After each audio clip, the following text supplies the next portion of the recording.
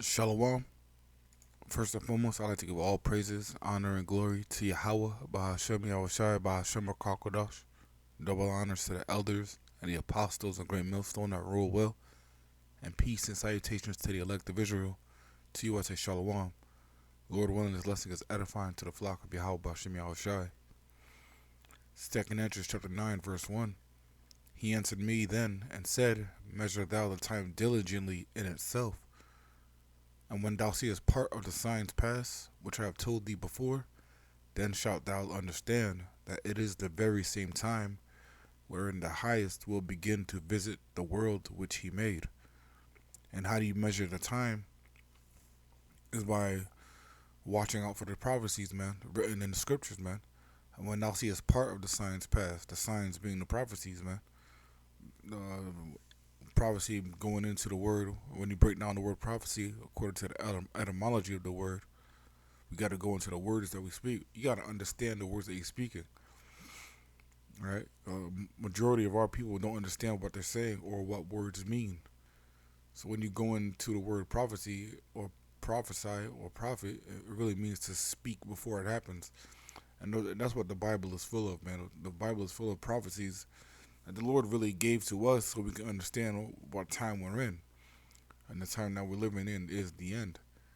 Verse 3, Therefore, when there shall be seen earthquakes and uproars of the people of the world, then shalt thou well understand that the Most High spake of those things from the days that were before thee, even from the beginning, right? And that's what the Lord does, man.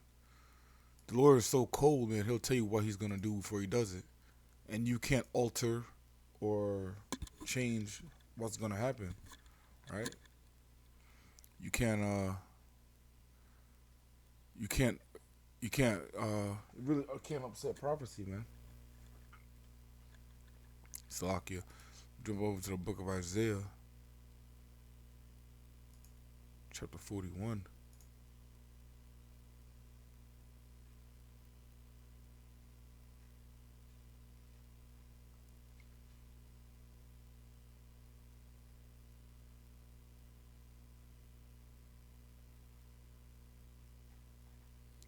Salakia. Salakia. The one I wonder was Isaiah 40. Isaiah 40 and verse 8. The grass withereth, the flower fadeth, but the word of the Lord, but the word of Yahweh shall stand forever. Right? So the Lord declared from the end, from the beginning, it's going to stand forever. Prophecy can't be upset no matter what you try to do. Right? Right? And the word of the Lord is how he's going to bring upon the end. You know, because he brought upon the beginning, so he's going to choose how he ends it too. All right. Isaiah 55 and 11. So shall my word that be that goeth forth out of my mouth. It shall not return unto me void, but it shall accomplish that which I please. It shall prosper in the thing whereto I sent it. Right. And what did the word of the Lord say? It says, 2 Ezra 9 and 3. Therefore, when there shall be seen earthquakes and uproars of the people in the world, then shalt thou well understand that the Most High spake of those things from the days that were before thee, even from the beginning, right? Because scriptures were written thousands of years ago, and we're just now starting to see some of the prophecies written thousands of years ago come to pass, man.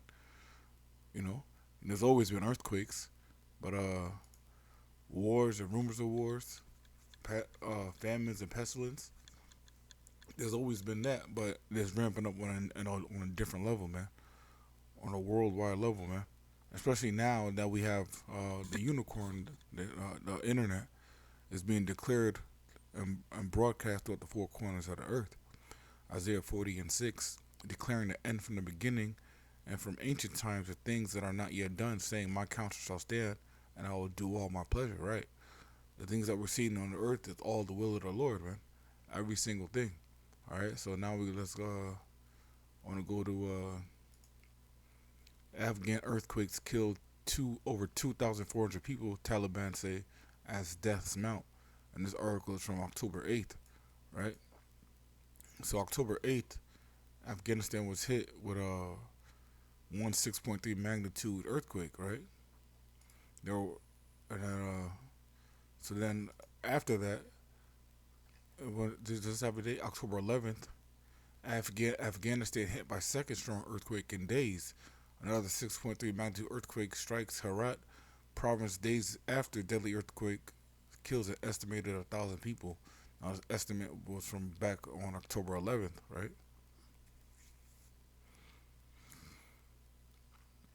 All right, so now we have another earthquake that hit.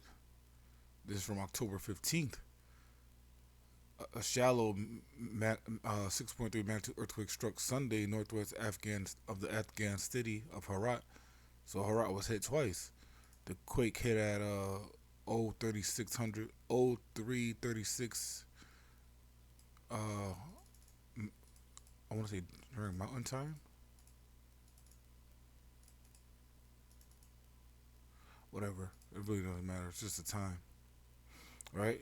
33 kilometers or 20 miles from the city in the area of the western Herat province, where 1,000 people were killed by a series of strong tremors over the past several days, right? So Afghanistan was hit with three earthquakes this week, man. You know, that's crazy. All of them were a 6.3 magnitude, all right? But it could be Esau playing with manipulating the weather and things of that nature.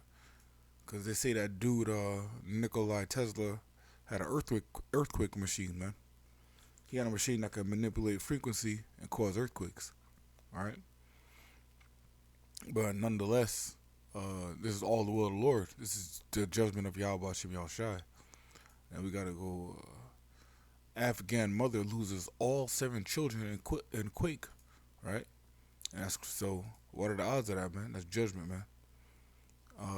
Also, was this? No, it wasn't this. More than 90% of people killed by Western Afghanistan quake were women and children. The UN says. All right, this is all the will of the Lord. And then looking at these pictures, man. Usually, when you see earthquakes, and this just looks like rubble. This place looks decimated, man. I mean, maybe these houses weren't built, with a strong enough mortar. Because usually, at least you'll see some of the walls standing or something. Usually, the top half of a building will collapse, or if the building is high enough, it'll wobble like a Jenga game. Like when you put one of the bricks out in the Jenga game, the tower will start to wobble. But none of these things look more than 2 stories. Right? I don't see any enough bricks to create something that'll be 3, 4, 5, 6 stories. But this place just looks absolutely decimated, man. And that's a 6.3, and the Richter scale goes up to 10, man. Now imagine how bad it's gonna be. Actually, let me stay in Isaiah. Imagine this is why you really can't escape the judgment of the Lord, man. Isaiah 24:20, the earth shall reel to and fro like a drunkard, and shall be removed like a cottage, and the transgression thereof shall be heavy upon it, and it shall fall and not rise again. Right? When those nuclear missiles hit, and the day of the Lord, man, right, the earth is gonna shake to and fro like a drunkard, man. So it's gonna be way above a 10 on the Richter scale, man. So you gotta imagine a 6.3 magnitude earthquake was able to do this, man. So imagine how bad it's gonna be on the day of the Lord, right? That's why there's really no escape from the judgment. Even if you flee America, right, and live in another country, right, the earth is still gonna shake, reel to and fro like a drunkard. The earth is still gonna quake like it has never quaked before. The earth is gonna shake, so bad it's gonna change, the terrain. All right. So you gotta imagine like how much damage is gonna be done. Like you think you're gonna be safe, right? You think you're gonna be safe, but you'll be safe from a missile, but a brick might land on your head, man.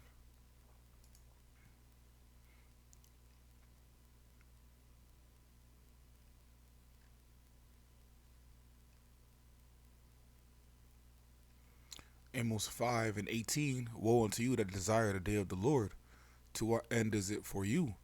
The day of the Lord is darkness and not light, as if a man did flee from a lion, and a bear met him, or went into the house and leaned his hand on the wall, and a serpent bit him. Shall the day of the Lord be darkness and not light, even very dark and no brightness in it? Right? The day of the Lord is going to be dark, for everybody except for the elect, man. All right? The day of the Lord is going to really, this is why it's called Judgment Day, man. You can't escape judgment, no matter who you are, man. This is the book of Matthew, chapter 24.